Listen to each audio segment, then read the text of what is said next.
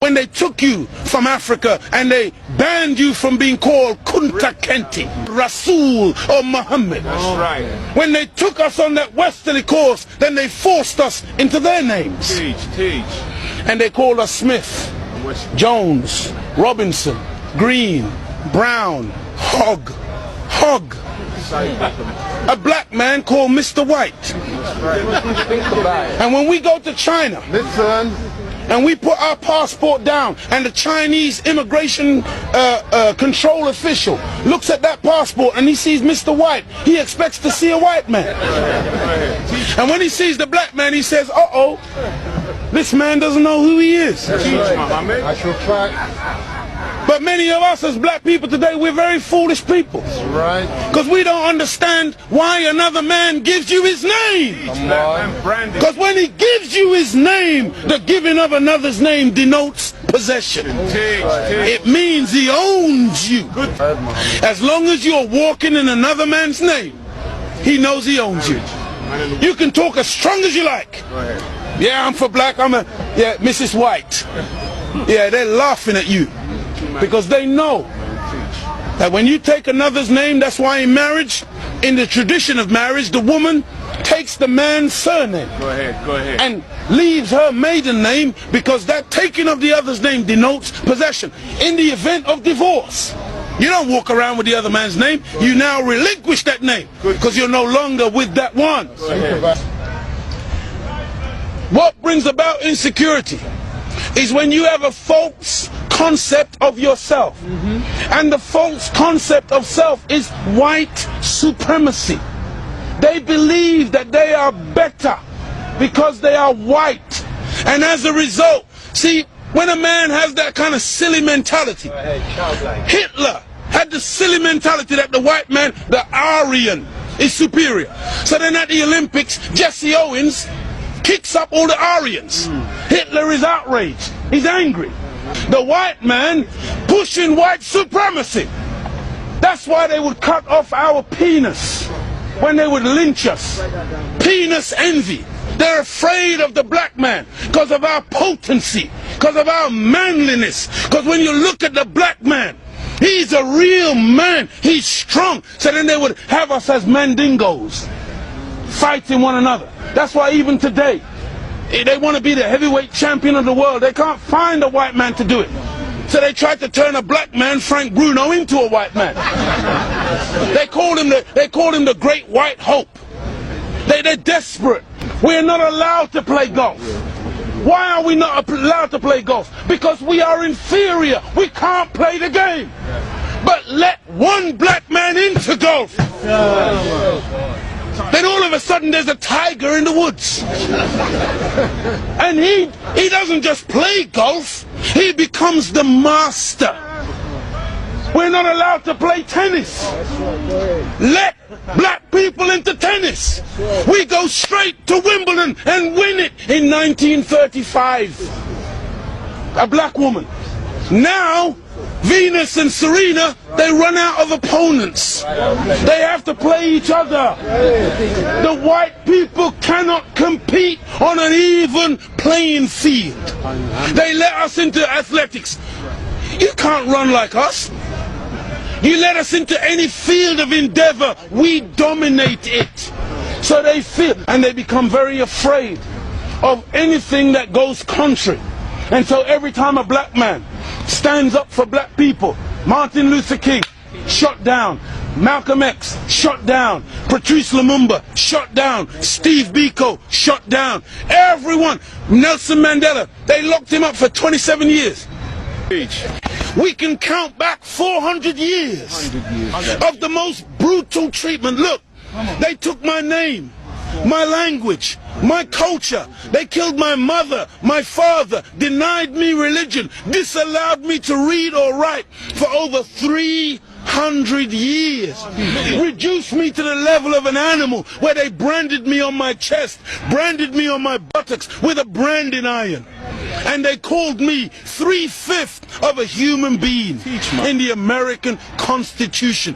Is that the act of a human being or the act of a devil? It's for you, you answer it.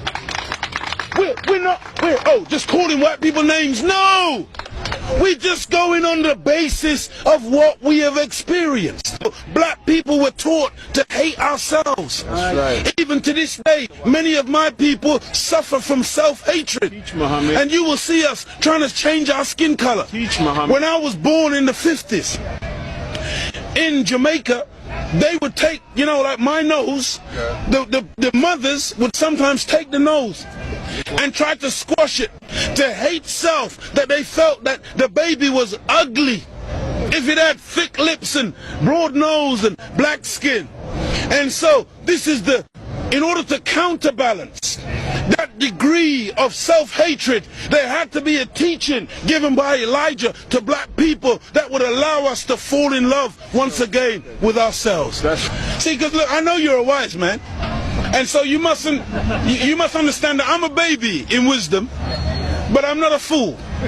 And he's saying here today that the Caucasian is in fact the oldest group on the planet. I beg to differ. Look, one of the most famous anthropologists is Professor Leakey. And when Professor Leakey went in search of the origin of human beings and human species, he didn't stop very long in Europe. He went to Africa. And the oldest bones and the oldest human beings to this day that you call Zinjanthropus, using the Latin meaning Zin and Xanthropus, meaning a black man, that oldest man, they say, is millions of years old. You went back and found one even older than that. You called her Lucy, a black woman. Go ahead. And every sensible historian, anthropologist today agrees that the black man is the father of human beings. Even your geneticist, Mr. Mendel. Go ahead. You have Mendel's law. Go ahead. Mendel says that light eyes are recessive. Light skin is recessive. You can take the recessive, the dark skin is dominant, the dark eyes are dominant. You can take the recessive from the dominant, but you can't get the dominant from the recessive. This is Mendel's law. And so all of your scientists have proved that you can't look. Black is not even a color. That's right. Black is the mother and father of all colors. And if you want a baby, even if the woman is a white woman, the baby has to come out of the triple darkness of her womb.